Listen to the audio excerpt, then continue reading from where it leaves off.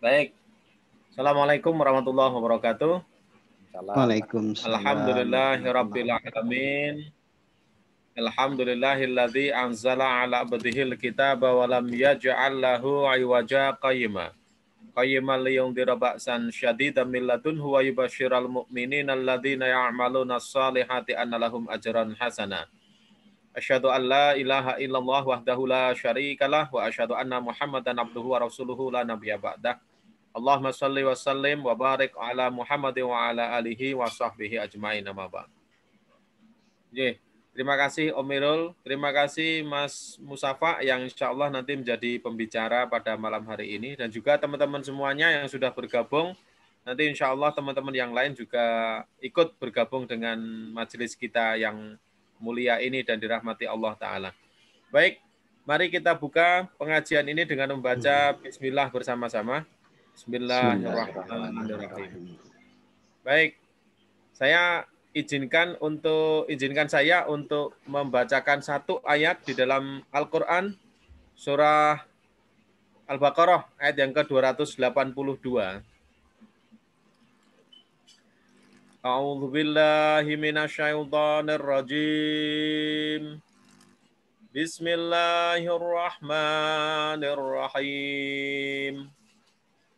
Ya ayyuhalladzina amanu idza tadayantum bidainin ila ajalim musammam faktubuh wal yaktub bainakum katibum bil adl wala ya'ba katibun ay yaktuba kama 'allamahullahu falyaktub wal yumlil ladzi 'alaihil haqqu wal yattaqillaha rabbahu wala yabkhas minhu syai'a wa in kana alladzi 'alaihil haqqu safihan aw dha'ifan aw la yastati'u ayyumillahu wa falyumlil waliyyuhu bil 'adl wastashidu syahidaini mir rijalikum fa illam yakuna rajulaini farajulun wa imra'atani mimman taradawna minasy syuhada'i an tadilla ihdahuma fatudzakkira ihdahumal ukhra wala ya'bas syuhada'u idza ma du'u wala tas'amu an taktubuhu saghiran aw kabiran ila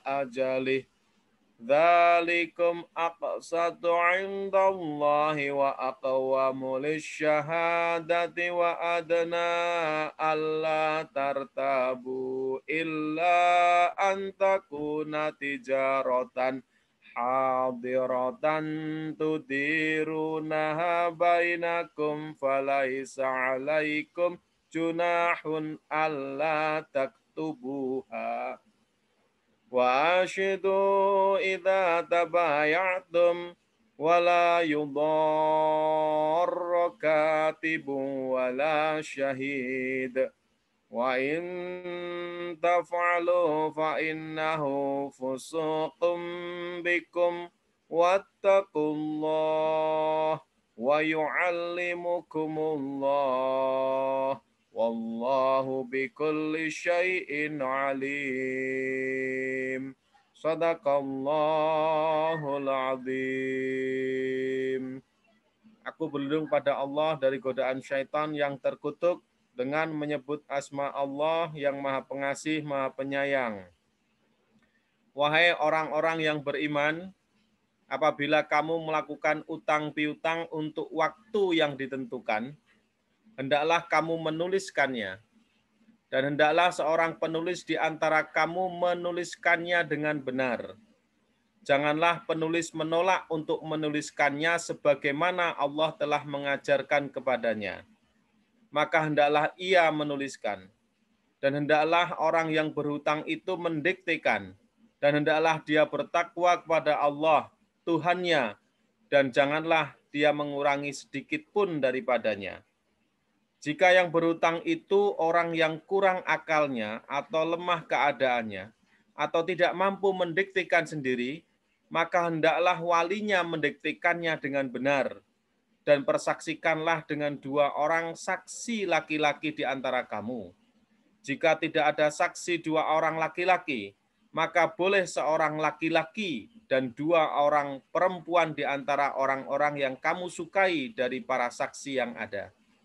Agar jika yang seorang lupa, maka yang seorang lagi mengingatkannya. Dan janganlah saksi-saksi itu menolak apabila dipanggil, dan janganlah kamu bosan menuliskannya untuk batas waktunya, baik kecil maupun besar. Yang demikian itu lebih adil di sisi Allah, lebih dapat menguatkan kesaksian, dan lebih mendekatkan kamu kepada ketidakraguan, kecuali jika hal itu merupakan perdagangan tunai yang kamu jalankan di antara kamu. Maka tidak ada dosa bagi kamu jika kamu tidak menuliskannya. Dan ambillah saksi apabila kamu berjual beli, dan janganlah penulis dipersulit, dan begitu juga saksi. Jika kamu lakukan yang demikian, maka sungguh hal itu suatu kefasikan padamu. Dan bertakwalah kepada Allah. Allah memberikan pengajaran kepadamu, dan Allah Maha mengetahui segala sesuatu. Maha benar Allah dengan segala firman-Nya. Terima kasih. Itu tadi Quran Surah Al-Baqarah ayat 282. Yeah. Saya kembalikan pada Om Irul. Monggo Om Irul. Ya, terima kasih. Astagfirullahaladzim. Alhamdulillah, alhamdulillah alamin. Asyhadu an la ilaha illallah ta'ala syarikalah wa asyhadu anna Muhammadan abduhu rasuluh. La nabiyya ba'da. Allahumma shalli ala Muhammad wa ala ali Muhammad. Terima kasih Om Jak, tadi sudah dibacakan Quran, dan ini salah satu luar biasanya Quran itu ya, Islam itu ya, dia mengatur hal-hal yang sangat esensial dalam kehidupan. Salah satunya adalah hutang piutang. Yang lainnya yang sangat penting itu misalnya masalah nikah dan waris, ya, itu diatur. Bahkan masalah makanan juga. Ya. Jadi ini salah satu yang sangat esensial karena konflik di muamalah itu salah satu muncul karena hutang piutang. Dan kalau kita itu sungguh-sungguh melakukannya sebenarnya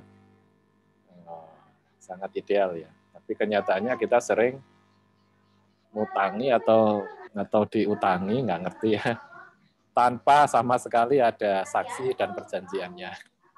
Dan biasanya setelah itu ya, kalau seringkali berbisnis dengan ikhwan istilahnya kalau kami dulu itu sering malah modalnya hilang atau bisnisnya berantakan. Tapi kalau kita dengan yang bukan ikhwan gitu, entah kenapa lebih rigid ya. Mungkin kita sendiri malu gitu sehingga ditulis dengan tertib. Nah, ya, dan itu hari ini kita yang mengisi adalah Om Safak yang memang di bidang punya pengetahuan tentang itu ya. Topik kita sebenarnya lebih tentang pembiayaan, tapi nanti diskusinya bisa lebih luas. Om Safak, monggo kalau mau dilanjutkan sudah bisa share screen kalau nggak salah. Oke. Saya sampaikan ke monggo Mas Musafak. Oke, makasih Om Irul, Om Jok.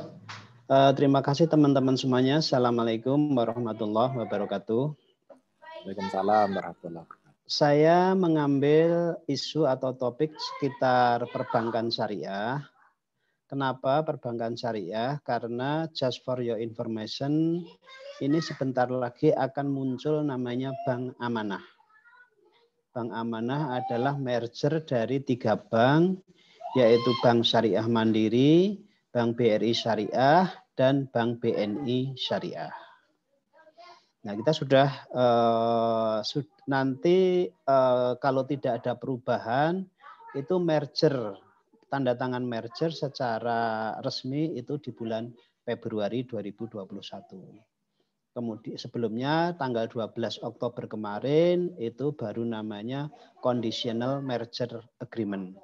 Nah, di Februari 2021 itulah yang namanya merger betul-betul ditandatangani oleh 3 bank tersebut. Yang kedua, Dengan kondisi tersebut nanti kan akan terjadi kalau dalam berbahasa perbankan itu bank buku 3 yang cukup kuat, di mana asetnya saat ini rata-rata yang bank mandiri itu sekitar 100 triliun, BNI 100 triliun, BRI sekitar 100 triliun. Jadi kalau 3 bank itu digabung, asetnya menjadi sekitar 200 triliun dengan modal inti itu sekitar 20-an triliun. Jadi langsung nanti jadi bank buku 3 dengan bank syariah terbesar di Indonesia. Nah, karena kondisi seperti ini, dan ini satu informasi lagi, dalam sejarahnya inilah merger yang cukup cepat, sangat cepat menurut saya. Karena kalau kita pernah mendengar bank konvensional itu di tahun 2016 itu zamannya Bu Rini sudah ada holding, yang akan jadikan holding adalah Bahana Security, Bahana, kalau nggak salah PT Bahana, sampai dead time-nya itu Juli 2018 sudah harus terbentuk, tapi sampai sekarang itu belum ada tanda-tandanya. Nah, sementara Bank Syariah ini, saya itu baru dengar di bulan Maret 2020, sebelumnya 3 direktur bank itu dipanggil ke kementerian untuk membahas hal tersebut. Di bulan Maret semacam ada MOU, bulan Oktober sudah conditional merger agreement, dan di 2021 itu sudah legal merger, sehingga ini sangat cepat. Nah, karena kondisi tersebut tentu saja mungkin ke depan bank syariah akan menjadi cukup menjadi ikon ya untuk kedepannya, terutama itu mensupport pembiayaan maupun proyek-proyek pemerintah yang sifatnya syariah based. Seperti sekarang sudah ada sukuk, sudah ada apa segala macam. Nah, dengan adanya bank syariah yang kuat nanti diharapkan bisa menjadi jembatan baik dalam untuk pembiayaan infrastruktur kepentingan pemerintah maupun juga agen-agen penjualan surat-surat utang dari pemerintah. Nah, karena itulah maka untuk topik seperti saat ini saya akan mencoba menyampaikan hal tersebut. Yang pertama itu. Kemudian yang kedua, ini tetap harus ada disclaimer-nya. Disclaimer-nya adalah ini pemahaman saya tentang bank syariah. Ya, jadi kalau ditanya benar tidak, itu saya tidak bisa menjawab benar apa tidak, tapi ini pemahaman saya tentang bank syariah. Karena honestly sampai dengan saat ini saya belum bersyariah, belum menjadi bagian dari syariah, tetapi saya banyak berkenalan, banyak beraktivitas dengan teman-teman syariah, terutama 1 tahun terakhir ini ketika ikut dalam namanya proyek Kanun Lembaga Keuangan Syariah di Provinsi Nanggro Aceh Darussalam. Itu sih membuat saya jadi ya sedikit ada ketertarikan secara personal ke sana.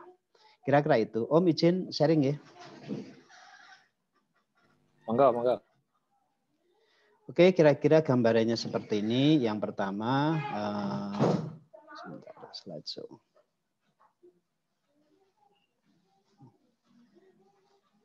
Nah, yang kedua terkait dengan disclaimer-nya adalah kita tahu bahwa yang namanya bank syariah itu muncul itu dari quote and quote adalah perdebatan mengenai masalah riba. Kalau soal riba, semua sepakat bahwa riba itu haram. Karena sudah ada nas di dalam Al-Quran, di surat Al-Baqarah, kemudian tadi yang 282 dibacakan sama Om Jok, terkait dengan pencatatannya, yang ini dasarnya dari 275 sampai 280. Nah, tetapi kemudian permasalahannya ketika apakah bunga bank itu dikategorikan sebagai riba atau tidak, ini muncul 3 aliran. Aliran yang pertama adalah yang aliran menyatakan bahwa itu bukan riba dengan pertimbangan bahwa asbabun nuzul, sebabnya ayat-ayat tersebut seperti tadi sudah ada preambul dari Om Khairul, itu isunya adalah terkait dengan orang Yahudi yang memberikan pinjaman bukan dalam bentuk bisnis tetapi kemudian minta pengembalian yang cukup memberatkan, sehingga itu muncul itu. Pendapat yang kedua adalah bahwa ini dalam kondisi darurat. Dalam kondisi darurat dalam arti kalau dengan kondisi saat ini kita memang tidak bisa dipisahkan antara keberadaan bank yang konvensional, maka selama itu tidak dalam arti ada cap yang mengatur dalam hal ini pemerintah, pada ada cap yang mengatur, maka itu diperbolehkan. Pendapat yang ketiga adalah bahwa itu strictly riba. Nah, untuk session kali ini, untuk disclaimer yang kedua, saya akan menggunakan pendapat yang ketiga. Artinya adalah bahwa riba itu haram sehingga harus dimunculkan institusi non-ribawi. Sehingga dalam hal ini adalah kemunculan bank syariah.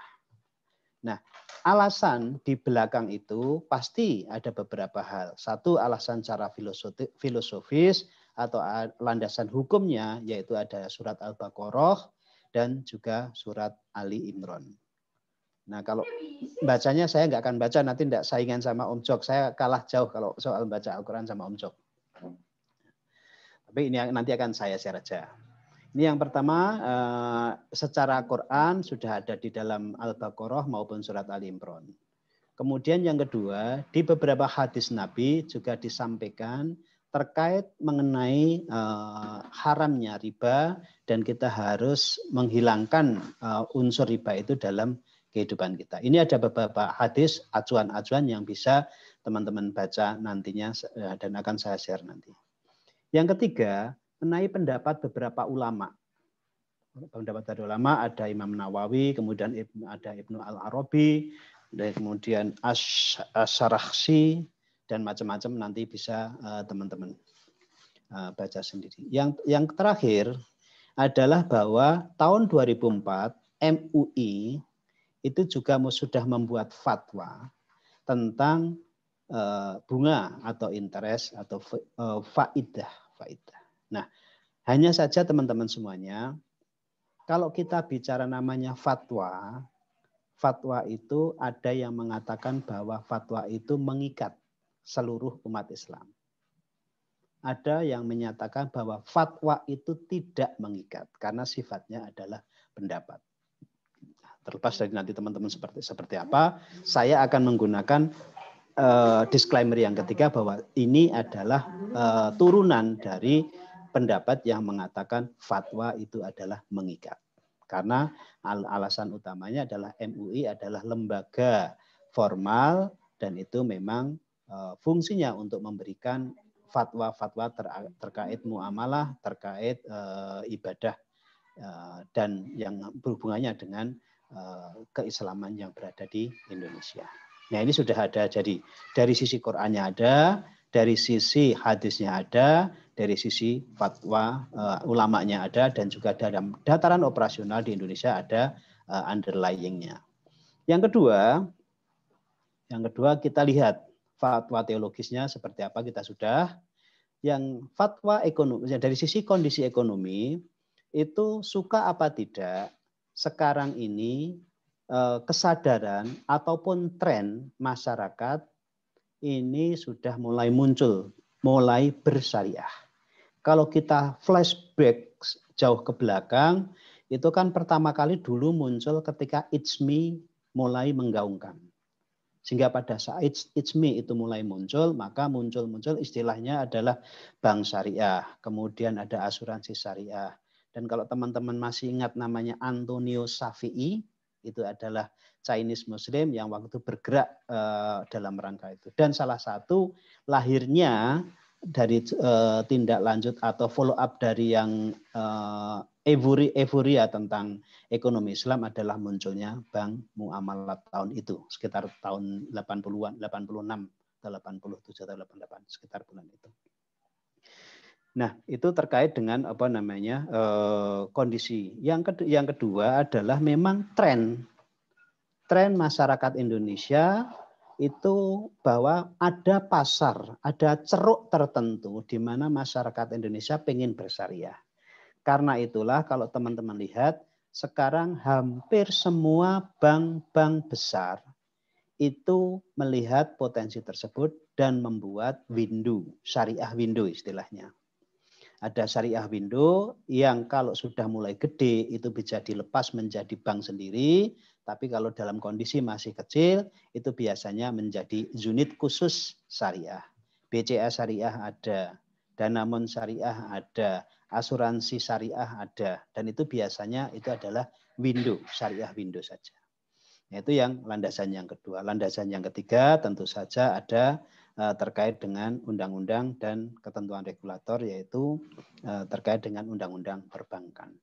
Dan kemudian juga dari sisi regulator sekarang juga sudah ada, apakah sudah menjadi terpisah atau belum, atau baru jadi kamar tersendiri. OJK itu sekarang sudah ada 2, yaitu OJK konvensional dan OJK syariah. Cuman saya belum tahu di dalam OJK sendiri, yang OJK syariah itu satu bagian kamar tertentu dari OJK, ataukah OJK syariah dan OJK konven itu kedudukannya sejajar. Kayaknya masih belum, masih bagian dari kamar-kamarnya OJK. Kira-kira gitu gambaran background-nya kenapa seperti itu. Oh ya, ini yang tadi saya sampaikan merger tadi. Tambahan informasi sebagai cangkangnya itu adalah BRI Syariah. Kenapa BRI Syariah? Itu karena BRI Syariah adalah bank yang sudah terbuka, go public, sehingga lebih mudah untuk menggabungkan ke sana.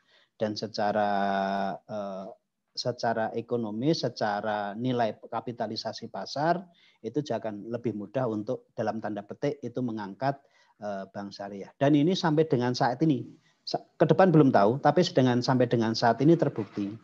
Harga saham dari bank syariah sebelum merger itu berkisar antara 296 sampai sekitar 350. Sekarang begitu Oktober kemarin begitu ada ada muncul informasi mengenai merger itu sudah dalam tanda petik sudah fix, itu bergerak sampai ke arah 800.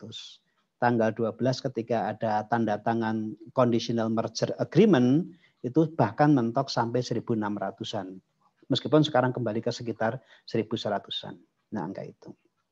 Nah, yang kedua, terkait dengan induk konsolidasinya nanti kemana? Itu kalau saya tidak salah dengar informasinya, nanti induknya konsolidasinya ke Bank Mandiri. Kenapa Bank Mandiri? Karena Bank Mandiri sahamnya paling gede sekitar 51%, BNI itu sekitar 25%, dan BRI sekitar 24%. Nah, kira-kira itu terkait dengan gambaran awal mengenai Bank Syariah. Nah, kemudian yang kedua, sekarang saya akan masuk ke dalam dataran yang lebih praktis di dalam operasional bank. Karena kita bahasnya adalah Bank Syariah, tentu saja kita akan membandingkan antara bank syariah dengan bank konvensional. Gambarannya seperti ini, kira-kira dasar hukumnya adalah undang-undang perbankan di bank konvensional. Kalau bank syariah tadi ada underlying yang sifatnya lebih teologis dan lebih filosofis. Kemudian yang kedua, terkait dengan akad, itu kalau bank konvensional itu one shot untuk semuanya. Nah, yang syariah ini nanti dalam prakteknya saya cerita lebih detail lagi karena banyak hal yang teknis dan ini dipandang oleh saat ini ya, pengalaman dari beberapa pengusaha kok jadi ribet ya. Nah, itu komentarnya yang pertama kali. Nah, struktur organisasi pasti, kalau kemudian yang usaha yang dibiayai itu tergantung, kalau bank konvensional tergantung risk appetite dari masing-masing perbankan. Sedangkan kalau bank syariah adalah ada bisnis hijau, bisnis kuning, bisnis merah. Nah, kemudian seperti itu. Yang kedua, dari sisi operasional, nah kemudian fungsi kita melihat, karena pembiayaan itu sekarang ini di Indonesia, kita akan coba melihat fungsi uang di dalam perbankan. Untuk bank konvensional, kalau kita melihatnya adalah kita coba, sebenarnya ini bisa digabungkan, tapi untuk mempermudah akan kita coba dibagi menjadi, kalau duitnya adalah rupiah, bank konvensional itu bisa kita perlakukan, transaksi sudah pasti, sebagai alat transaksi sudah pasti, kemudian tapi juga bisa diperlakukan sebagai komoditas. Harga jual beli komoditas itulah bunga. Sementara kalau untuk bank syariah itu sebagai alat transaksi. Sehingga teman-teman semuanya ketika bank melakukan pembiayaan atau memberikan modal kepada nasabahnya dalam bank syariah, betul-betul harus ada underlying transaction. Nah, ini dalam praktek yang sampai dengan saat ini, kalau teman-teman pernah mendengar kredit yang sifatnya plafon. Kalau kredit sifatnya plafon itu bagi nasabah bank konvensional, ketika sudah dia dapat plafon, kapanpun dia mau mengambil, kapanpun dia mau setor ke kreditnya, rekening kreditnya, itu nggak ada isu sama sekali. Sehari 5 kali nggak masalah, sehari 10 kali, 20 kali nggak masalah. Tapi kalau di bank syariah itu dalam tanda petik ada masalah. Kenapa ada masalah? Karena sifatnya adalah alat transaksi, maka ketika nasabah itu mau menarik kreditnya harus ada alasan transaksi. Misalnya untuk bayar utang, bayar gaji karyawan atau apa. Nah, itu harus ada. Dan itu yang membuat istilahnya saat ini sampai dengan jadi mindset para teman-teman pengusaha itu mengatakan bahwa kok malah jadi ribet. Yang kedua, terkait dengan mata uang non rupiah. Kalau dalam bank konvensional bisa sebagai alat lindung nilai atau hedging, sebagai alat komoditas, dan juga sebagai alat spekulasi. Sementara kalau di syariah, fungsinya betul-betul ditargetkan hanya untuk lindung nilai atau hedging. Oke, istilah hedging ini mungkin bagi teman-teman yang tidak terbiasa itu makanan apa lagi gitu kan teman-teman sudah terbiasa dengan bahasa di industrinya masing-masing. Hedging itu semacam begini simpelnya. Kalau Mas Irul atau Om Joko punya sekarang beli barang dari impor barang dari Amerika atau dari Eropa, kemudian bayarnya 3 bulan lagi setelah barangnya datang. Berarti 3 bulan yang akan datang, Om Irul atau Om Joko harus menyiapkan euro atau US dollar sebesar berapa sesuai dengan faktur yang telah disepakati. Permasalahannya adalah sekarang saya punyanya hanya duit rupiah.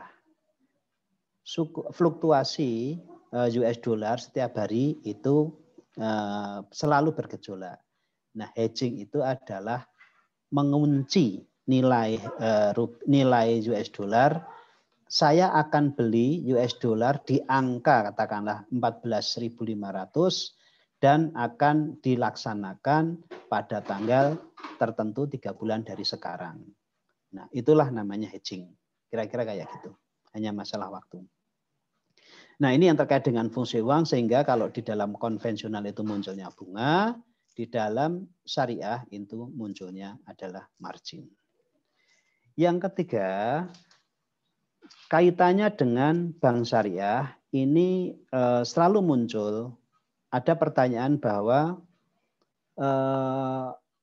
toh sama-sama kita bayar kelebihan dengan bank. Di konvensional ada hanya namanya bunga, di syariah namanya margin. Nah, konsepnya adalah di akad. Konsepnya adalah yang membedakan, betul-betul membedakan itu adanya di akad. Nah, saya pernah mendapatkan pembelajaran yang dari teman itu yang untuk menganalogikannya itu sangat ekstrim. Tapi saya akan mencoba yang lebih smooth. Kalau intinya dengan sudut pandang yang lain, kalau kita makan, makan itu kita tidak baca bismillah, kita makan itu juga kenyang. Baca bismillah itu juga kenyang. Sama-sama kenyang. Tapi yang satu tidak ada pahalanya, yang satu ada pahalanya. Nah, itu juga bisa diasosiasikan ke yang transaksi yang lain.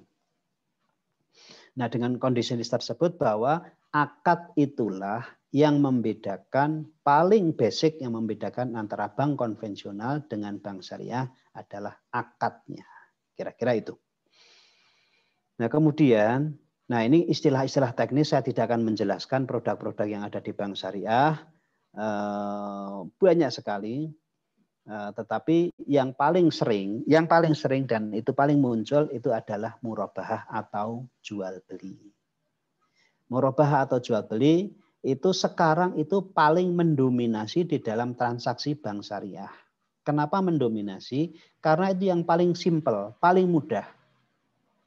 Kenapa paling mudah, paling simpel? Karena tahu beli harga pokoknya berapa, dijual berapa, dan kemudian harga jual tersebut dibagi sepanjang jangka waktu yang telah disepakati antara bank dengan nasabahnya. Sementara kalau tadi yang disampaikan Om Irul, kemudian Mbak Titi, kemudian Om Jok terkait dengan pendanaan, sharing modal, itu memang secara aturan main adalah bagi hasil. Kalau nasabah untung, itu juga bank dapat untung. Kalau rugi, itu bank juga rugi. Tetapi sampai dengan saat ini praktek yang terjadi, kita baru mengenal satu sisi, bagi untung. Bagi rugi kita belum mengenal dalam prakteknya. Kenapa belum mengenal? Karena memang infrastruktur IT-nya untuk tracking semua transaksi nasabah itu belum memadai. Satu dari sisi teknis. Dari sisi dua, itu adalah memang harus disadari bahwa ini butuh kedisiplinan yang sangat tinggi, baik dari sudut pandang perbankan maupun dari sudut pandang individu yang menjalankan modal tersebut. Catatan-catatan aktivitas transaksinya harus clear sehingga sama-sama membuat saling percaya di antara keduanya. Sementara kita tahu persis bahwa yang namanya dokumentasi itu untuk pengusaha-pengusaha di sini di Indonesia, saya ya karena saya pernah berada di cabang, pernah di kota kecil di Wonosobo, pernah di kota Mataram, itu ya namanya dokumentasi itu sangat lemah bagi pengusaha. Karena itulah maka salah satunya itu bank-bank syariah belum berani untuk bagi hasil secara murni. Yang bisa dilakukan adalah bagi untung. Itu yang kedua. Nah, kira-kira gambaran untuk awalnya seperti itu. Diskusi yang bisa kita lakukan itu kita masih banyak. Terutama misalnya yang paling tengah ini. Kalau modalnya dari bank induk bagaimana? Sementara bank induk kita itu misalnya BNI Syariah, Mandiri Syariah, BRI Syariah, modalnya dari bank induk berarti modalnya sendiri bukan dari yang murni syariah. Modalnya adalah sudah kecampur-campur antara barang-barang riba. Ini bagaimana? Kemudian yang kedua, kalau ada support dari IT dari induknya seperti apa? Nasabah non-muslimnya seperti apa? Harga ternyata di syariah lebih mahal seperti apa? Aturan kok kaku seperti apa? Kemudian kartu kredit syariah boleh enggak? Padahal kartu kredit itu prakteknya bisa digunakan apa saja. Nah, kemudian ada hadiah di depan segala macam. Ini masih bisa didiskusikan banyak hal. Nah, kira-kira itu untuk memancing respon teman-teman semuanya sehingga kita bisa berdiskusi. Demikian kira-kira Om Irul, waktu saya serahkan kembali. Terima kasih. Atur nuwun, Om Sofak. Silakan teman-teman, kalau ada pertanyaan bisa langsung atau tulis di chat. Atau berbagi pengalaman juga boleh. Jeng Titi mungkin akan berbagi pengalaman berurusan dengan bank. Ya, mungkin yang punya pengalaman dengan bank bisa sharing dan bisa jadi masukan bagi saya terutama. Dan juga bisa, in case ada sesuatu yang bisa saya tahu juga bisa saya share juga. Monggo silakan.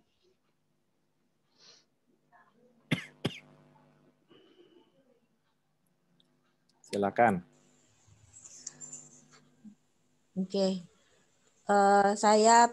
Kalau saya sih untuk pembiayaan saya nggak pernah ada urusan dengan bank ya Om Irul, hanya dan teman-teman juga Om Mustafa.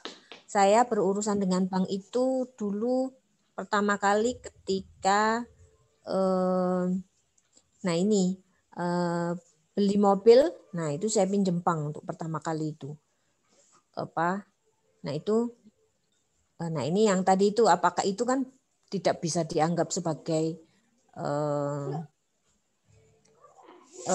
altruism ya, atau kalau Jenghani ngomongnya altruism, jadi kedermawanan kan tidak bisa itu, karena memang saya butuh mobil kan tidak bisa dianggap sebagai butuh seperti makan kan ya, enggak itu karena saya gunakan untuk bekerja dan mungkin juga untuk, dan tidak bisa dikatakan sebagai bantuan yang seperti kita bicarakan. Nah itu saya berurusan dengan bank itu dan kedua kemudian ketika beli rumah juga itu uang saya nggak cukup, terus saya nambah gitu, nambahin untuk buat beli rumah. Om, kalau itu tidak bisa dianggap pembiayaan ya Om. Terus sebaiknya berkaitan dengan yang sudah kita bicarakan di depan, untuk hal-hal seperti itu harusnya bagaimana Om? Apakah Islam mempunyai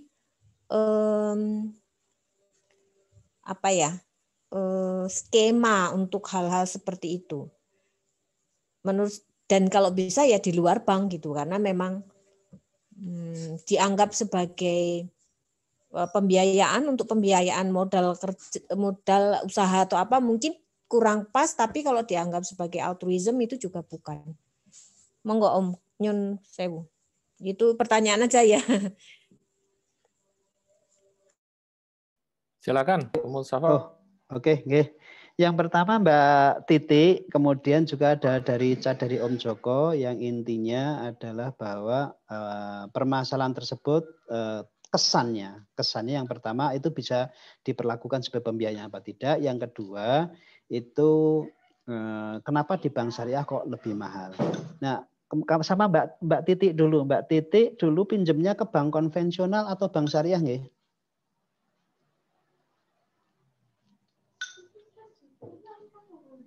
Atau leasing malahan. Atau leasing? Oke. Kita asumsikan ya, saya nggak tahu apakah ke bank syariah, tapi pertama kita asumsikan ke bank konvensional dulu. Nah, kalau diasumsikan dengan ke bank konvensional itu kan nggak peduli dia duitnya mau digunakan untuk apa. Meskipun akadnya adalah akad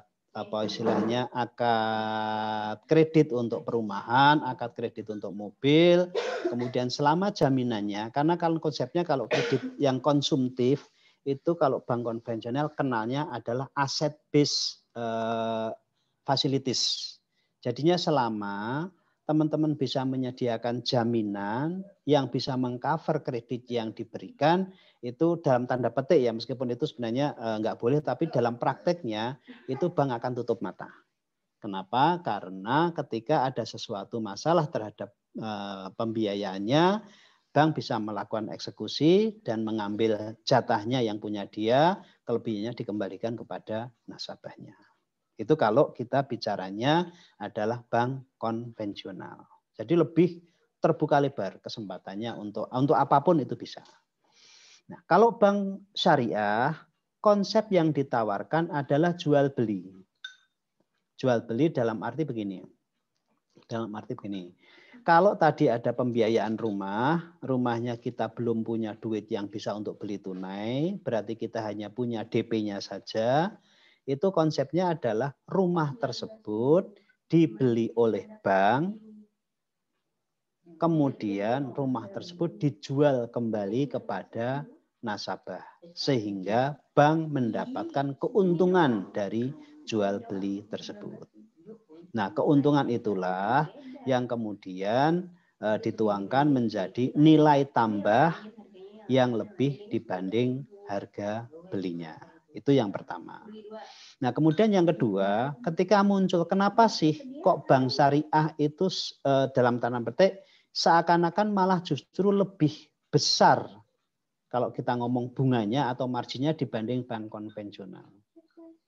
Teman-teman, kalau dalam kondisi tersebut, kondisi pembiayaan atau murabahah, yang dijanjikan oleh bank syariah adalah kepastian. Kepastian dalam arti ketika teman-teman harus katakanlah dalam tanda petik minjam uang 1 miliar, kemudian harus mengembalikan katakanlah 1,3 miliar berarti 300 juta. Tapi angka 300 juta itu adalah angka yang pasti. Tidak ada nambah, tidak ada berkurang. Karena konsep di awalnya adalah jual beli. Sementara kalau bank konvensional itu selalu perjanjian kreditnya antara nasabah sama bank, pasti ada klausula bahwa suku bunga akan ditetapkan atau akan dilakukan perubahan mengikuti suku bunga yang berlaku. Jadi ke depan itu memang tidak ada jaminan atau tidak ada kepastian bahwa bank konvensional itu akan lebih rendah atau lebih tinggi. Nah, itulah yang membedakan antara bank syariah dengan bank konvensional. Yang ketiga, biasanya hampir semua bank melakukan hal yang sama. Melakukan hal yang sama adalah ini strategi marketing. Bahwa di tahun pertama, tahun kedua, tahun ketiga, biasanya kalau bank konvensional akan mengacu menggunakan suku bunga yang sangat kecil. Katakanlah suku bunga 4,7%. Padahal di luaran saat ini suku bunga 13% misalnya. Bank akan selalu di tahun pertama, tahun kedua, tahun ketiga akan menggunakan marketing bunga hanya 5%, 4,7%, 6%, segala macam. Nah, barulah nanti setelah itu suku bunganya akan kembali mengambang sesuai dengan suku bunga pasar yang berlaku. Dan ini kalau teman-teman melihat bahwa ada lonjakan angsuran yang akan dihadapi oleh teman-teman di bank-bank konvensional ketika mulai tahun keempat. Karena tahun ketiga sudah habis, masa fix rate-nya habis, baru masa mengambang. Kira-kira gitu. Sehingga yang membedakan tadi, Om Joko tadi, kenapa kok bank konvensional kesannya lebih murah, bank syariah kesannya lebih mahal, itu dari sisi kepastian angsuran. Kalau di syariah dijamin kepastian jumlahnya sampai akhir periode berapa, sementara di bank konvensional itu tidak ada jaminan berapa. Jadi tiap bulan bisa angsurannya berbeda-beda sesuai dengan fluktuasi bunga yang berkembang di pasar. Kira-kira gitu. Penjelasannya. Terima kasih. Kalau kredit sepeda motor syariah itu sudah ada belum itu? Oh, kredit yang sifatnya konsumtif semuanya ada, Mas. Tapi konsepnya adalah jual beli. Jadi termasuk yang sepeda motor. Termasuk yang sepeda motor. Apa yang sifatnya untuk konsumtif, sifatnya konsumtif itu pakai hampir semuanya menggunakan model murabahah, jual beli. Ketika Om Irul mau mengajukan kredit ke bank syariah, artinya bank syariah itu beli dari dealer harganya sesuai dengan harga dealer, kemudian bank menjual kepada Om Irul dari harga dealer ditambah margin berapa. Nah, yang dibayar adalah ya kesepakatan antara Om Irul dengan bank tersebut. Ya, karena yang salah satu kebutuhan yang besar di masyarakat kan untuk konsumsi itu pembelian kendaraan ya. Dan memang butuh itu. Tapi di sisi lain itu adalah yang paling riskan, macet itu. Oh iya. Sehingga banyak yang dijabel itu. Nah, saya tidak tahu apakah BPR Syariah berani ya. Karena akhirnya yang berani masuk seperti leasing ya, memang banyak yang konvensional kan. Ya, kalau itu tergantung nanti gini Om. Biasanya hampir semua bank kalau yang sifatnya untuk kredit konsumtif itu secara umum itu mensyaratkan ada payroll atau penggajian atau orang-orang yang punya pendapatan tetap. Biasanya linknya ke sana. Untuk memperkecil risiko, biasanya gajinya misalnya disyaratkan gajinya harus di tempat saya supaya pada saat tanggal transaksi harus melakukan pembayaran itu bisa dipotong duluan. Atau kerjasama dengan bendahara di kantor. Bendahara di kantor itu memotong angsuran untuk bank berapa, baru sisanya diserahkan ke pegawainya. Biasanya seperti itu untuk alat-alat untuk mitigasi risikonya. Ya, silakan ada pertanyaan yang lain mungkin. Itu kata Jeng Retno itu di chat apa itu?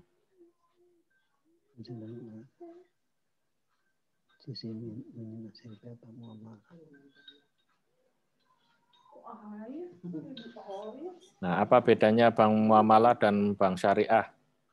Ini bank muamalah yang existing sekarang atau bank muamalah yang maksudnya itu mungkin? Yang existing. Oke. Karena kalau konsepnya itu sama. Konsepnya sama, hanya mungkin gini. Yang membedakan adalah berapa margin yang mau diambil oleh bank, berapa keuntungan yang mau diambil oleh bank. Itu biasanya yang akan membuat apa istilahnya harga atau kalau dikonversi menjadi bunga, mana yang lebih besar, mana yang lebih kecil. Itu adalah biasanya adalah risk appetite, atau kalau saya misalnya saya melakukan bisnis di pembiayaan mobil, pembiayaan motor, dengan bisnis di pembiayaan perumahan misalnya. Itu secara umum ya, kalau kita ngomong jangka waktunya gitu ya. Jangka waktunya saya akan lebih berisiko kalau melakukan pembiayaan di motor maupun mobil dibanding pembiayaan di perumahan, terutama rumah yang pertama. Nah, kalau untuk rumah-rumah yang pertama biasanya itu ada semacam ya dibandingkan dengan motor atau mobil itu marginnya bagi bank akan lebih rendah dibanding itu, karena risk appetizer atau tingkat risikonya itu akan lebih tinggi untuk yang sifatnya ya udah aku nggak punya motorku ditarik aku nggak peduli, mobilku ditarik nggak peduli, tapi kalau rumahku ditarik itu aku jadi peduli. Nah biasanya seperti itu yang menjadi pertimbangan. Jadi kalau tadi ada istilahnya muamalah sama bank-bank syariah yang lain, itu kaitannya dengan berapa tingkat risiko yang bisa ditolerir oleh bank sehingga dia berpendapat dengan tingkat risiko tersebut berapa margin yang harus saya dapatkan. Ini risk and return apa istilahnya Om? Ya, hukum risk and return, high risk high return lah itu. Ya, sebagai sharing pengalaman, saya paling murah waktu itu BTN Syariah untuk KPR rumah. Ya, saya udah membandingkan dengan yang lain. Dan cukup nyaman sih itu. Ya, mungkin ada pertanyaan lain?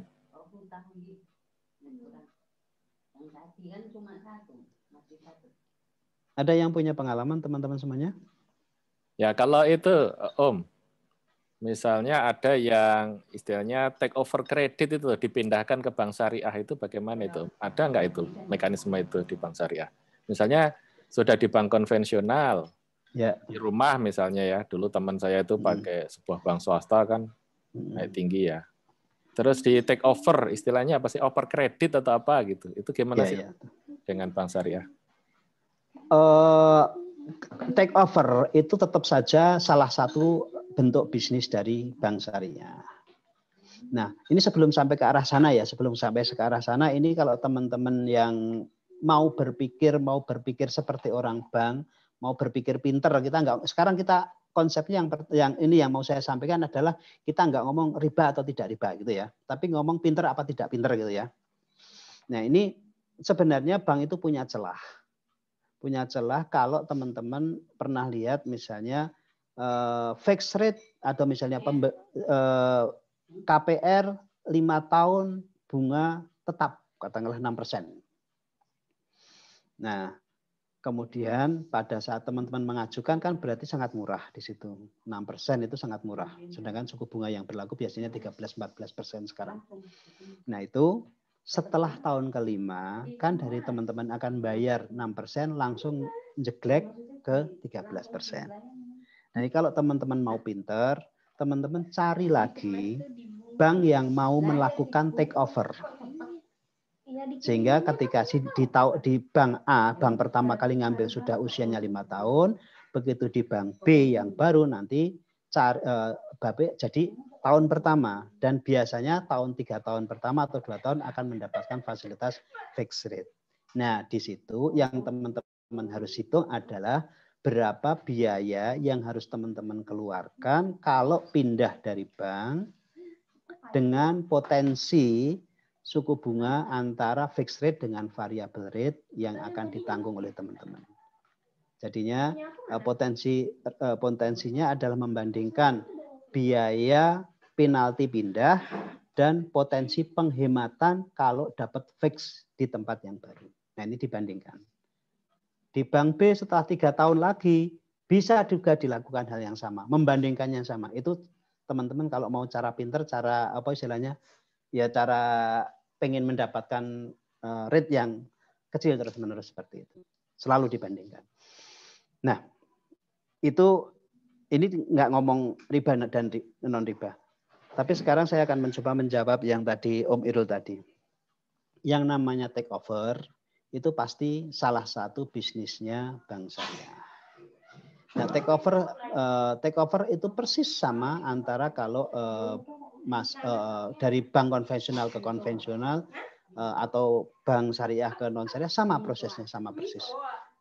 Itu sama, nggak ada bedanya. Artinya bank yang mau men-take over itu adalah tinggal mengirimkan duitnya ke bank yang mau ditutup rekeningnya, kemudian sejak itu pindahlah dari bank konvensional menjadi ke bank syariah. Prinsipnya sama persis. Itu. Nah, itu juga saya sih pernah kepikiran gitu ya. Tapi ini hanya salah satu sudut pandang aja. Kan setiap kita akad itu kan sudah sama-sama punya kebutuhan ya. Misalnya seseorang dengan bank konvensional, dia juga sudah tahu bahwa nanti setelah fixed rate itu akan naik gitu. Terus si peminjam ini menggunakan strategi berpindah bank gitu ya. Tapi sebenarnya secara akhlak malah justru itu ya. Ini terlepas dari riba atau tidak riba ya. Sebenarnya kan setiap pihak itu menginginkan keuntungan, entah itu berlebihan atau tidak, itu karena dia juga ada karyawannya, ada operasionalnya dan segala macam gitu ya. Jadi apakah sebaiknya begitu gitu ya? Karena di awal sebenarnya sudah tahu. Jadi semacam mencari celah gitu ya. Ya. Tapi itu kembali ke setiap orang sih. Saya pernah berpikir, saya pernah di bank konvensional misalnya kan saya dulu pernah di BTN ya. BTN. Ya tidak pindah gitu ya. Ya dituntaskan karena saya merasa bahwa saya punya akad ya saya tuntaskan gitu. Saya tuntaskan. Baru yang kedua saya di BTN Syariah memang ya. Nah, karena waktu itu belajar lah ya dicek satu-satu. Tapi maksudnya ketika kita itu ada transaksi tanda kutip jual beli ya, itu kadang-kadang saya berpikir bahwa kalau saya berhenti, kecuali dia juga sudah berpikir wah ini nanti banyak yang nipu ini maka akan saya kasih gitu ya, jadi ya sama-sama tidak berdasarkan trust ya. Tapi kadang-kadang saya berpikirnya saya menuntaskan transaksinya ini karena di ujung sana itu dulu punya harapan yang sama atau bagaimana lah gitu. Tapi itu sudut pandang ya. Walaupun kadang-kadang bayarnya jadi kayak lebih mahal, tapi ya sudah itu memang sebenarnya keuntungannya orang lain itu jalan orang lain Allah ngasih rezekinya mungkin lewat kita juga gitu ya. Jadi saya kadang-kadang juga mikir juga ya, lah dulu saya transaksi kenapa begitu. Tapi itu sudut pandang. Betul. Memang itu salah satu sudut pandang. Dan teman-teman semuanya, kalau kita bicara mau yang paling istilahnya yang paling bersih itu memang kalau kita jual beli itu tunai. Jual beli tunai itu yang kondisi yang paling ideal. Dan usahakan kalau memang teman-teman bisa melakukan itu ya lakukanlah dengan tunai. Itu yang paling ideal, tidak ada tidak ada secara hukum oke, tidak ada dampak ke belakang segala macam, itu ya memang yang paling ideal adalah tunai. Karena kan dalam sejarahnya kalau nggak salah ingat Abdurrahman bin Auf itu kan juga terkenal sangat, ibaratnya apa yang dia pegang bisa jadi emas, apa yang dia jual jadi emas, itu kan ya konsepnya adalah tunai. Saya lebih prefer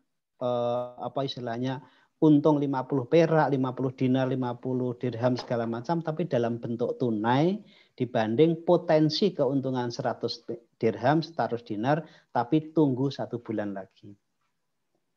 Nah, itu yang paling bagus ideal itu memang tunai.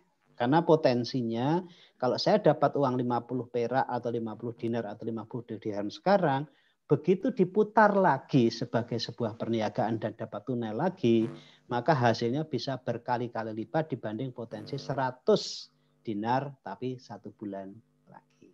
Kira-kira itu. Ya. Kenapa tunai itu sangat ada yang menarik itu, Mustafa. Jadi ada satu penelitian, bukunya itu modelnya apa ya, irasional apa gitu ya, predictable, irrational, dan Ariely itu ya, psikolog behavior konsumen.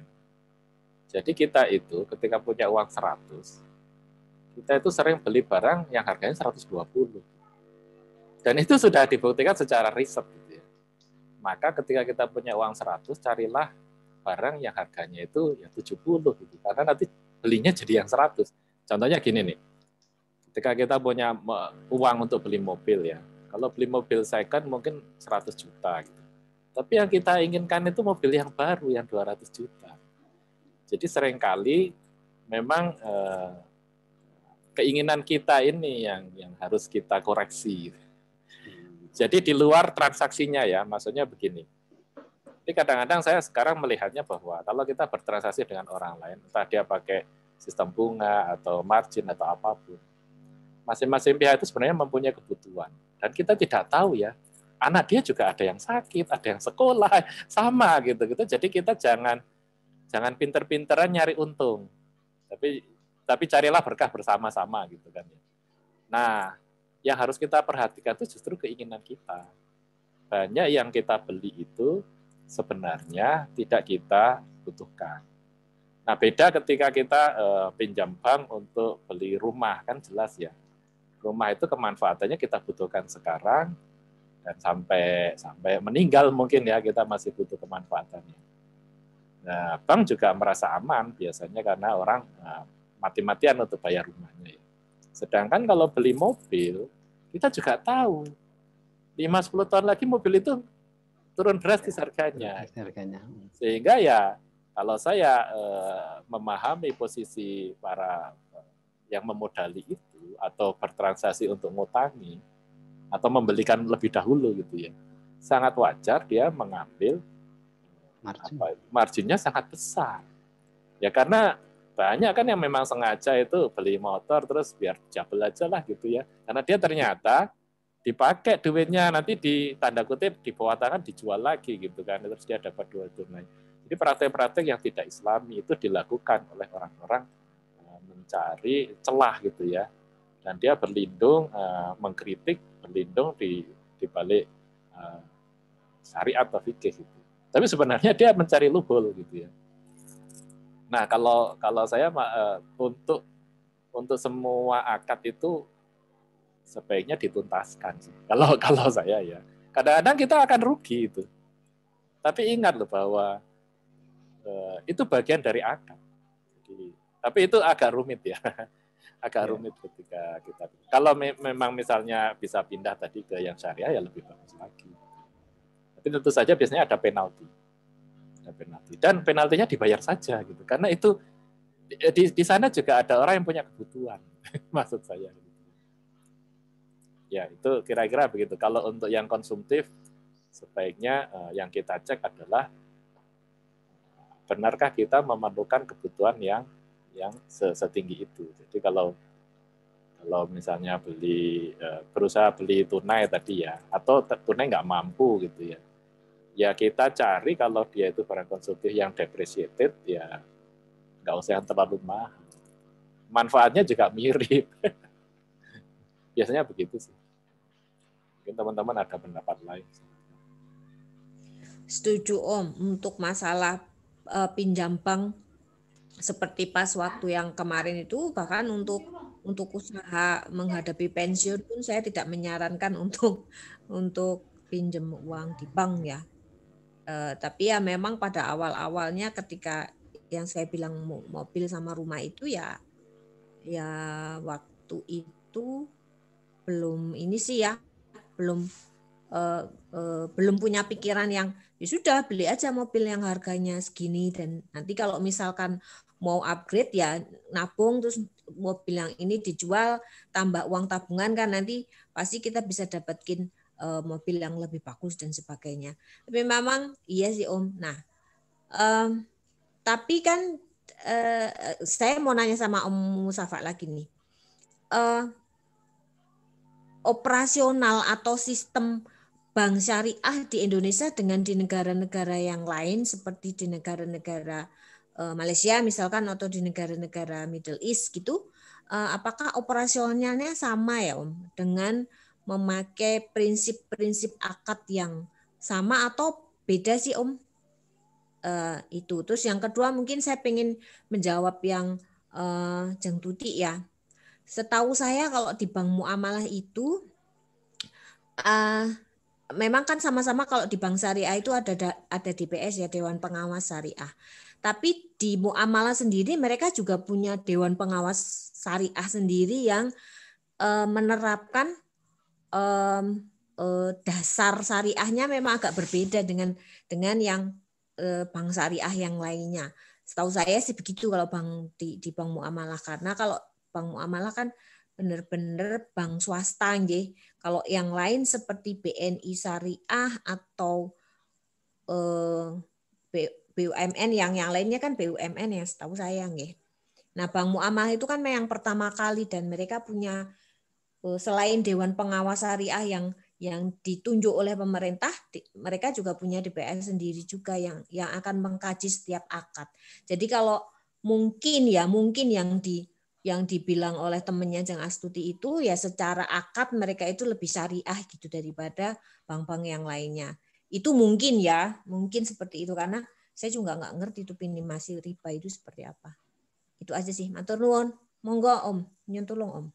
Oke. Yang pertama pertanyaan dari Mbak Titik tadi terkait dengan yang di luar itu seperti apa. Nah sekarang saya akan coba sampaikan bahwa yang namanya konsep syariah itu di saat ini itu dikenal dua mazhab. Yang pertama syariah dari sisi konsepnya saja. Yang kedua syariah dari sisi konsep plus orang yang ada atau orang yang mengoperasionalkan bank syariah. Dan ini di Indonesia pun sudah ada dua pola ini. Kalau teman-teman lihat BNI Syariah misalnya, saya kalau nggak tahu Mandiri aku belum tahu. Kalau BNI Syariah itu sistem maupun orang yang menjalankan BNI Syariah itu harus orang Islam. Karena konsepnya syariah. Tetapi kalau bank teman kita di NTB Syariah itu pegawainya di sana itu sampai dengan saat ini masih juga banyak yang beragama Hindu. Sehingga mungkin konsep yang diambil adalah sistemnya syariah, orangnya belum tentu syariah. Ke depan seperti apa mazhabnya yang akan diikuti oleh Bank NTB Syariah kita belum tahu. Tapi yang saya tahu BNI seperti itu. Nah itu dari sisi konsep mengenai syariah itu dulu. Nah kemudian yang kedua, konsep yang ada di luar sistem operasionalnya dengan yang ada di Indonesia itu relatif sama. Tapi kalau ngomong customisasi di masing-masing negara itu yes pasti karena kan kaitannya nanti disambungkan dengan yang pernyataan Mbak Titik tadi terkait dengan Dewan Pengawas Syariah. Dewan Pengawas Syariah itu persis kayak komisaris di bank-bank itu, dia punya kewenangan untuk menolak atau mengiyakan apa yang ada di usulan di bank tersebut. Misalnya untuk produk tertentu, katakanlah misalnya produk jual beli falas, ya misalnya jual beli falas, itu di suatu bank itu bisa diperkenankan. Tapi di bank lain itu oleh Dewan Pengawas Syariahnya itu bisa jadi tidak diperkenankan. Meskipun OJK sebagai pelindung yang paling atas itu memperbolehkan. Jadi namanya Dewan Pengawas Syariah itu sangat powerful untuk operasional di bank tersebut. Karena setiap produk, setiap solusi keuangan, setiap aktivitas itu harus sepersetujuan dari Dewan Pengawas Syariah, ada kajian syariahnya dari mereka, sehingga produk itu bisa jalan apa tidak. Nah, saya belum tahu yang terkait dengan muamalah tadi, bank muamalah tadi, apakah karena di sana ada produk tertentu yang disetujui bank oleh Dewan Pengawas Syariahnya, sementara di tempat lain tidak disetujui, sehingga dampaknya ke arah dari sisi biaya yang ditimbulkan. Kira-kira gitu Mbak Titik, bahwa sistem itu quote and quote sama, tapi customisasi di berbagai negara itu pasti terjadi sesuai dengan pemahaman syariah di masing-masing negara. Kalian Om Mustafa yang di chat itu Ditanya Jeng Tuti, penggunaan untuk transaksi online dan lain-lain itu. Penggunaan dana bank untuk transaksi terutama kartu kredit. Nah, Jeng Tuti, pertanyaan saya kepada Jeng Tuti, karena kan saya di awal ini saya menggunakan disclaimer yang kita bahas ini adalah sudut pandang bagi orang-orang yang menganggap bunga bank itu adalah riba. Nah, sehingga ini ya, tapi meskipun demikian di bank syariah pun sendiri itu ada juga kartu kredit. Ya kan? Berarti apakah kartu kredit yang di bank syariah itu riba apa tidak? Kan itu pertanyaannya. Nah, yang saya tangkap, yang saya dapatkan penjelasan dari bank syariah adalah bahwa fungsinya kartu kredit itu memang untuk kemudahan transaksi. Jadi dilihatnya adalah dari sudut pandang itu, bukan dari sisi sudut pandang berbunga apa tidak. Itu sehingga karena sifatnya adalah itu fasilitas untuk transaksi, maka fasilitas atau kartu kredit itu diperkenankan oleh bank syariah. Nah, pertanyaannya riba apa tidak? Ya tergantung kan, tergantung dalam arti Mbak Tuti itu nanti mau bayarnya itu modelnya mau bayar hanya angsuran angsuran standar 10% dari tagihannya, ataukah mau bayar full. Memang bisa, kita hanya bisa bayar 10% dari tagihannya supaya tetap bisa berjalan, tapi akan dikenakan bunga sesuai dengan bunga yang berlaku. Sekitar mungkin sekarang antara 25 sampai 36% kalau di bank konvensional. Tapi kalau saya sarankan, kalau memang sifatnya ini untuk transaksi, untuk pemudahan, kalau ada tagihan, pada saat tagihan jatuh tempo itu full payment. Itu untuk menghindari riba supaya tidak istilahnya kalau mau aman itu ya saat utang jatuh tempo full payment gitu. Udah aman gitu. Ya, betul itu Om Mustafa. Jadi memang kadang-kadang ada kesalahan dari konsumen itu sendiri ya. Istilahnya itu menuntut orang lain untuk syariah, dia sendiri tidak syariah gitu. Artinya gini contohnya, menunda membayar hutang itu sebenarnya di dalam Islam itu tercela itu. Ya, apalagi sengaja. Wah, itu tercela itu. Karena sebenarnya kan kamu ditolong, tapi kenapa kamu menunda gitu. Giliran kita nggak bisa, kita menuntut orang lain untuk memahami kondisi kita misalnya seperti itu. Itu kita harus melihat lebih jauh lagi dalam kerangka akhlak ya. Nah, kartu kredit itu sebenarnya kita harus memandangnya sebagai kemudahan transaksi atau hedging darurat aja. Tapi begitu bisa dibayar ya dibayar. Ya, jangan ditunda. Karena memang di sisi lain bisnis perbankannya Yahudi misalnya begitu ya, yang real Yahudi tanda kutip di zaman Rasulullah disebut sebagai karakter ya. Itu memang sengaja menjerat supaya ada bunga, ya istilahnya ditawari hal yang tidak perlu supaya kemudian bisnisnya itu adalah bunga itu sendiri. Tapi kalau kita itu memahami sistem keuangan dan kebutuhan transaksi, sebenarnya menggunakannya tadi itu juga nggak apa-apa gitu. Dan kita tahu kewajibannya ya sebelum kalau sudah saatnya dibayar utangnya ya ditutup gitu. Lalu gimana dengan adanya biaya itu? Biaya misalnya saya punya kartu kredit ya. Itu kan dipakai untuk one bill dan yang lain-lain. Ya tiap bulan saya tutup penuh gitu. Tapi saya terkena biaya tahunan. Ya dianggap sebagai biaya kemudahan transaksi. Ya apa bedanya dengan kita bayar jalan tol, kita bayar ini. Jadi kita membayar jasa. Ya itu sih. Jadi ada beberapa hal yang konsumen, terutama masyarakat Muslim itu sendiri harus belajar untuk memahami esensi dari uang. Seperti jangan sampai membeli yang tidak dibutuhkan sehingga jatuh hutang. Itu kan sebenarnya kesalahan dia sendiri. Gitu. Kemudian kalau ada orang yang nggak mau minjemin ya jangan dianggap jahat ya. Saya pernah ingat apa yang dikatakan Om Edi Purnawan itu, Om Edip ya. orang baik itu tidak harus menolong kamu. Jadi seseorang yang tidak menolong kamu bukan berarti jahat. Memang bukan kewajiban dia gitu. Contohnya begini. Ada bank itu punya duit gitu. Terus Anda punya kebutuhan. Terus minta tolong, terus tidak disetujui kreditnya karena Anda berisiko. Terus kita kesal dengan banknya. Ya nggak pantas itu. Kamu salah aja menempatkan dia gitu. Kamu ke Baitul Mal atau ke yang lainnya kalau itu urusannya sesuatu yang berisiko. Ya itu yang kadang-kadang masyarakat tuh perlu sadar.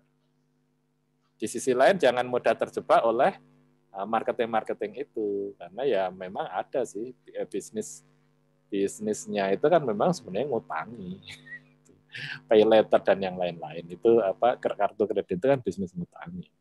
Kita harus tempatkan dia benar ya. Ya, betul. Jadi kartu kredit satu aja untuk hedging. Kadang-kadang kita perlu ya, misalnya dana taktis darurat untuk bayar rumah sakit, ya nggak apa-apa gitu. Tapi awal bulan ya ditutup gitu ya. Kan nggak bisa dana taktisnya itu selama ini kan mengutamakan saudara. Dana taktis kok saudara? Ya kasihan saudaranya. Terus habis itu karena saudara nggak dibayar-bayar gitu. Lah Anda zalim gitu loh. Anda menghindari untuk terkena dengan alasan riba segala macam, tapi Anda berlaku tanda kutip riba ke orang lain ya, bahkan saudaranya sendiri dengan menunda bayar gitu. Ya kira-kira begitu sih. Ya, silakan kalau ada sisi yang lain lagi. Kalau pendanaan, Om, apa namanya Baitul Mal itu terus nanti uangnya dari mana? Apakah itu bentuknya infak, atau itu bentuknya sedekah, atau itu bentuknya nanti dari zakat gitu? Ya, silakan Om Mustafa. Dengan Baitul Mal itu sebenarnya bank itu bagaimana sih? Termasuk bank syariah itu apakah bertindak sebagai Baitul Mal gitu? Gini, Om, kalau di bank syariah yang sepanjang yang saya tahu itu memang ada 2 kategori transaksi. Ya, kategori transaksi yang sifatnya memang itu oleh bank tersebut itu diakui kehalalannya sehingga langsung bisa dianggap sebagai pendapatan bagi bank. Yang kedua, itu ada transaksi-transaksi sendiri yang di dalam bank itu quote and quote diperlakukan sebagai transaksi yang masih ya 50-50. Apakah ini halal beneran, apa tidak, segala macam itu. Masing-masing bank itu punya akun, punya rekening tertentu untuk menampung pendapatan yang sifatnya kayak gitu.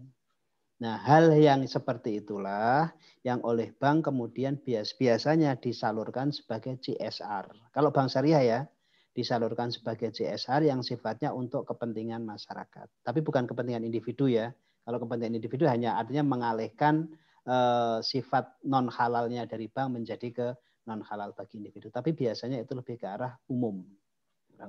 Untuk fasilitas-fasilitas publik, kalau teman-teman dapat misalnya ngirim proposal ke bank syariah kok dapat segala macam, biasanya memang itu dana yang disisihkan dari hasil transaksi yang oleh bank tersebut itu belum diyakini kehalalannya.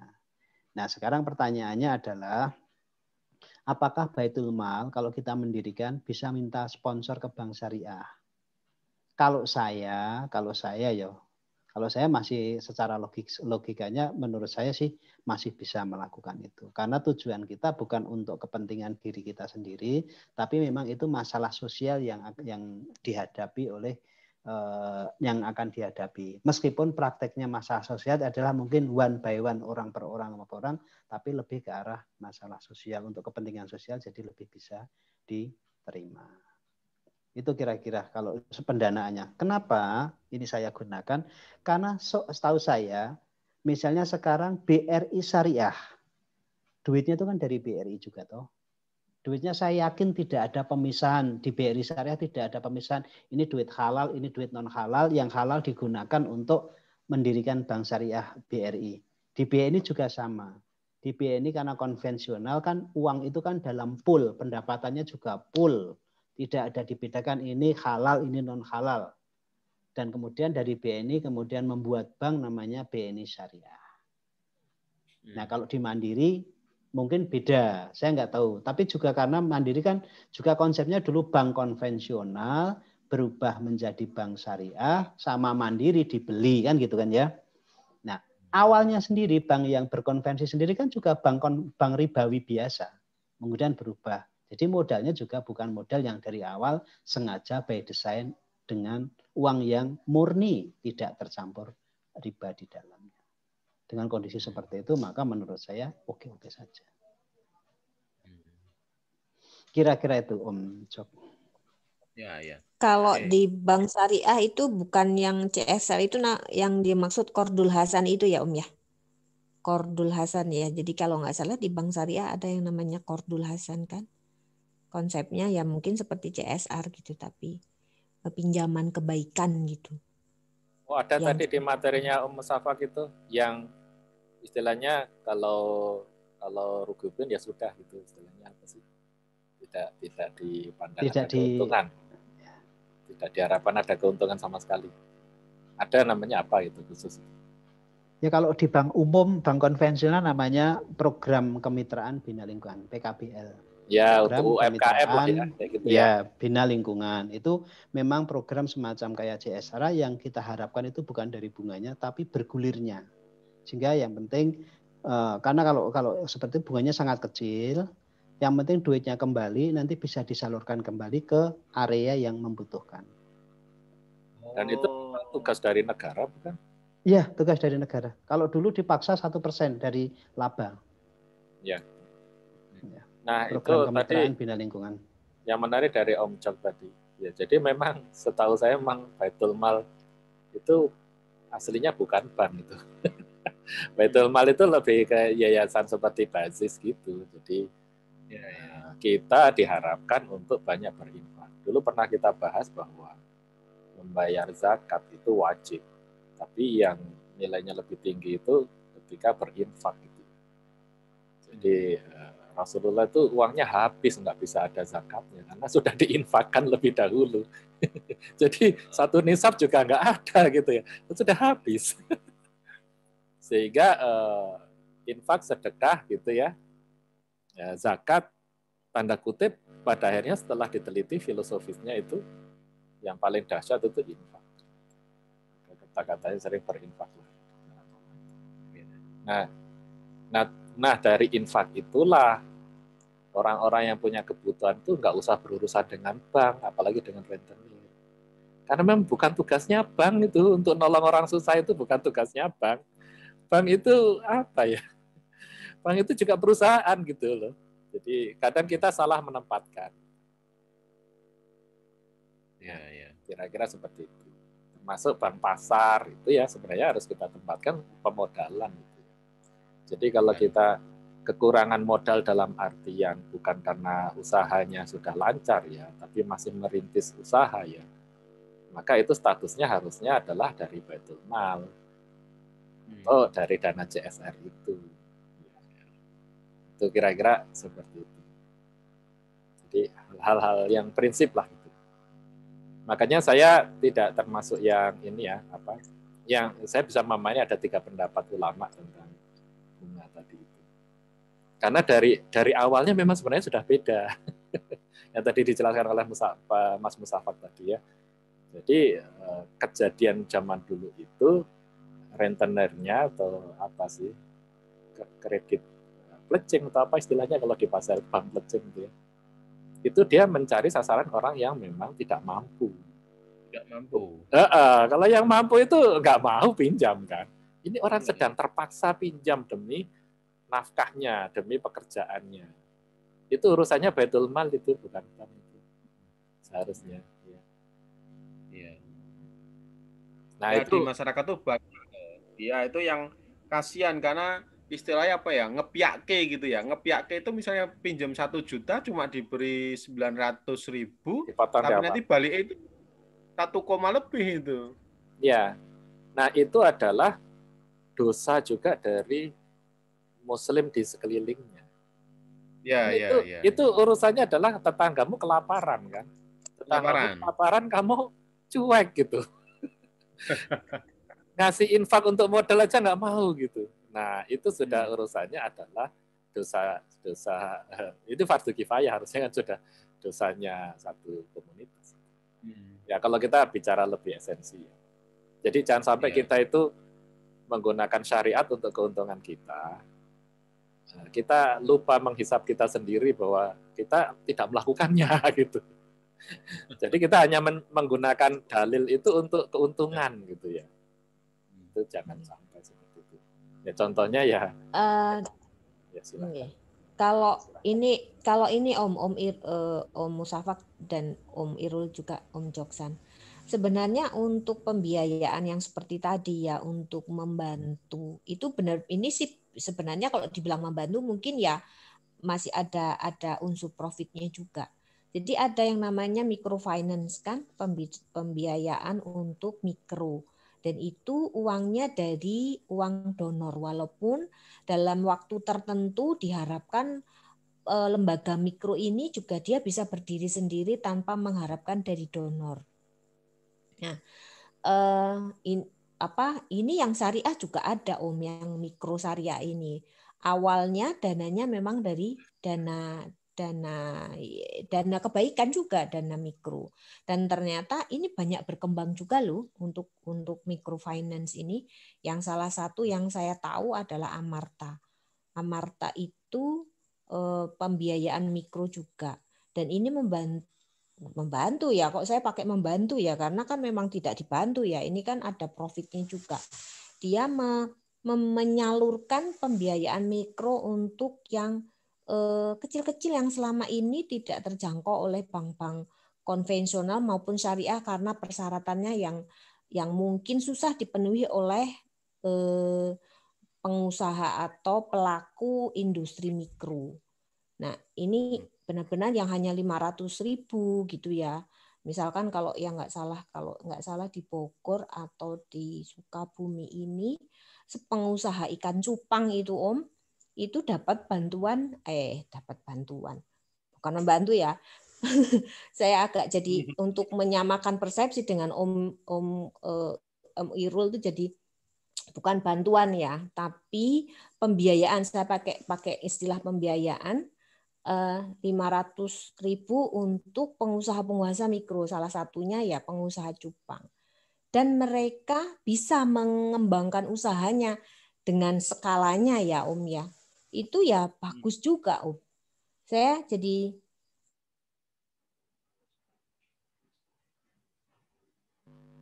ya.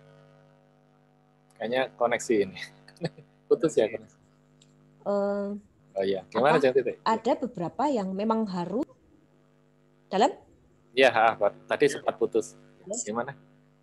Oh, nggih. Anunya nggak bagus ya, Om. Jadi pembiayaan mikro itu. Jadi itu bisa digunakan untuk kalau yang tadi dibilang mungkin di luar Baitul Mal. Kalau Baitul Mal itu Baitul Mal kan mungkin punya aturan ya Baitul Mal yang Basnas loh ya, bukan Baitul Mal wa Tamwil gitu nggih, seperti bank-bank swasta kayak gitu. Itu bisa digunakan untuk skema yang membantu pembiayaan yang lebih lunak gitu loh, daripada memakai pembiayaan yang dari bank-bank konvensional maupun bank syariah yang syaratnya agak susah. Kalau untuk orang-orang kecil yang omsetnya sehari 100.000, 200.000, 200.000 gitu kan enggak bisa mungkin mendapatkan pembiayaan dari bank-bank konvensional maupun syariah. Gitu. Ya ini tambahan aja sih, ngapunten. Betul Mbak Titik. Memang kalau kita bicara bank-bank yang besar itu kalau mau sampai menjaring ke yang akar rumput paling bawah, grassroots betul-betul, itu memang dianggap biayanya terlalu tinggi. Sehingga seringkali memang bank swasta, bank konvensional maupun bank syariah itu membatasi diri karena biayanya terlalu tinggi. Nah, untuk segmen yang kecil di bawah tadi, itu yang saat ini sudah ada itu PNM. Permodalan Nasional PNM Mandiri ya kalau nggak salah ya, perusahaan modal Madani. Madani ya, itu PNM itu adalah apa istilahnya untuk skala ekonomi yang lebih rendah dari perbankan. Dan saya dulu waktu di Wonosobo maupun di Mataram, saya kenal baik dengan teman-teman PNM sehingga justru saling kayak tiktokan gitu loh. Kalau ada nasabah misalnya, ada nasabah mau pinjam 10 juta ke saya. 10 juta itu kan saya ngasih 10 juta atau 100 juta, itu ibaratnya persyaratannya sama, cara menganalisanya juga sama, of effort-nya juga sama, tapi nilainya bagi return bagi bank kan berbeda. Nah, yang misalnya 10 juta ya saya telepon orang PNM, bos ini ada orang pinjam 10 juta, tak kasih ke kamu saja supaya biar cepat. Nah, yang kayak gitu yang dulu pernah pengalaman saya lakukan supaya untuk kita kalau di kita tidak bisa, berarti kita harus tahu ke arah mana mendeliver calon tersebut. Nah, yang sudah ada PNM. Amarta bisa jadi memang karena Amarta itu ya dari crowdfunding kemudian sistemnya lebih mudah. Nah, itulah yang bisa lebih menjembatani ke arah akar rumput. Tambahan satu lagi, gini Mbak Titik, kalau Mbak Titik pernah keluar rumah ada namanya briling ya. Briling itu untuk apa istilahnya BRI, kalau di BNI namanya agen 46, itu adalah agen bank. Itu kayak istilahnya bank tapi di dalam HP atau di dalam laptop. Artinya Bank BNI punya orang-orang tertentu namanya agen, dia adalah kepanjangan tangan dari Bank BNI di masyarakat. Kalau briling berarti dia agennya BRI untuk memasarkan produknya BRI ke masyarakat yang paling bawah. Nah, itu untuk menjembatani orang-orang yang sifatnya dalam tanda petik unbankable, cuman biasanya itu untuk kepentingan saving dulu. Karena misalnya di daerah tertentu atau di desa-desa yang orang hanya bisa nabung 5.000, 10.000, kalau datang ke bank juga repot dan mungkin bisa jadi tertolak atau seperti apa karena dianggap unbankable, dia bisa buka tabungan di agen-agen tersebut. Dan betul-betul itu istilahnya hanya ya 10.000, 20.000 setoran sekali itu akan diterima dengan baik. Nah, itu dalam rangka bank konvensional itu menjangkau ke masyarakat yang paling bawah. Dan itu sangat efisien karena artinya kita memberikan fasilitas kepada si agen kita minta kamu kalau mau cari untung ya kamu harus aktif. Tapi kalau kamu nggak aktif, ya kamu hanya pendapatan pasifnya adalah fee transaksi yang kita berikan kalau ada nasabah bertransaksi ke kamu. Silahkan kamu pikir, kamu pilih, kamu mau dapat duit banyak apa tidak. Kalau mau duit banyak, ya kamu aktif, cari nasabah, cari transaksi supaya kamu bisa mendapatkan. Jadi store tunai plus pembayaran, billing lah istilahnya. Billing itu bisa dilayani di sana. Kira-kira itu tambahnya Mbak Titik. Amarta bagaimana Om Mustafa berita terakhir? Saya Amarta belum punya informasi detail tentang Amarta yang crowdfunding. Ya, ini soalnya crowdfunding ini dan fintech lainnya ini termasuk yang sangat berisiko ketika terjadi COVID ini ya. Saya tidak tahu kalau Amarta sendiri, tapi crowdfunding itu risiko ditanggung oleh fundernya. Jadi itu bisa syariah, bisa lebih tidak syariah. Maksudnya ketika wipe out, betul-betul habis itu duitnya. Jadi misalnya kita membiayai dan kemudian kita ditawari dengan bagi hasil sekian, misalnya tambak gitu ya. Kemudian kita crowdfunding, naruh misalnya 5 juta, terus tambaknya itu hancur gitu kan ya. Ya, duitnya hilang. Nah, itu saya tidak tahu terakhir bagaimana OJK bisa dan LPS ya, penjamin itu ya. Karena dia sifatnya bukan simpanan, dia sifatnya adalah pemodalan langsung, di mana risiko pemodal itu tidak dijamin, artinya dia percaya saja pada crowdfundernya itu, kepada fintechnya. Dan terakhir yang saya tahu itu, karena saya pernah ada pelatihan tentang credit scoring ya, dengan teman-teman dari Bakti. Itu mereka sedang mengamati juga hantaman dari ekonomi ini terhadap crowdfunding. Karena crowdfunding ini dahsyat lah ya. Ibaratnya begini, kita menganggap bahwa bisnis taksi yang asik itu contohnya adalah Grab atau Gojek gitu kan ya. Tapi dalam kondisi sekarang tidak ada transportasi, semua yang sudah ngeredit mobil itu bermasalah. Dan Gojek atau Grab-nya tidak bertanggung jawab. Kan itu mobilmu gitu kan ya. Itu bukan mobil saya. Tapi kalau taksi Bluebird dia bertanggung jawab gitu. Sama crowdfunding itu pihak mediatornya atau fintechnya tidak bertanggung jawab. Dan di satu sisi itu sangat berisiko. Makanya bank tanda kutip ya yang sudah lama beroperasi tidak berani mengambil konsep crowdfunding itu. Ya, karena itu sangat berisiko. Ya, munculnya ya kalau lagi ekonomi bagus ya bagus. Kalau lagi ekonomi ambruk begini ya semua ditanggung oleh fundernya.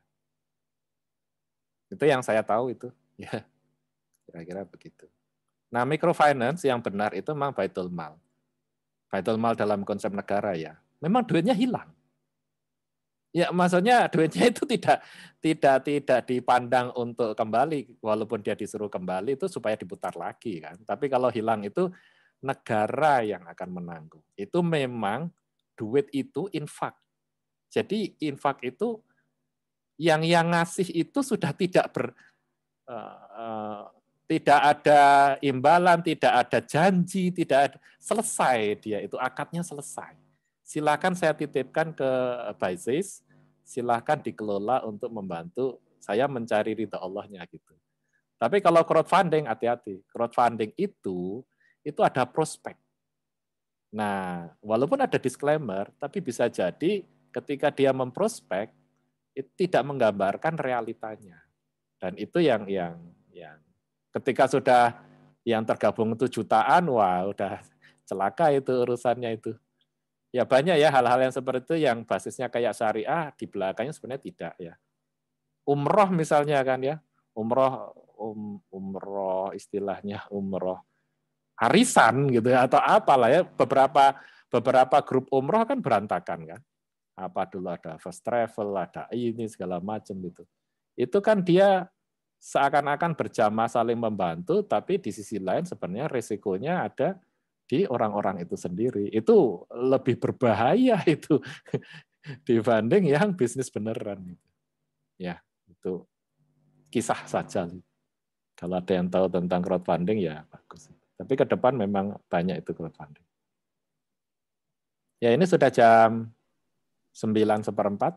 Kita tutup dulu ya. Om Cok silakan Om Cok. Oh ini ada chat siapa ini?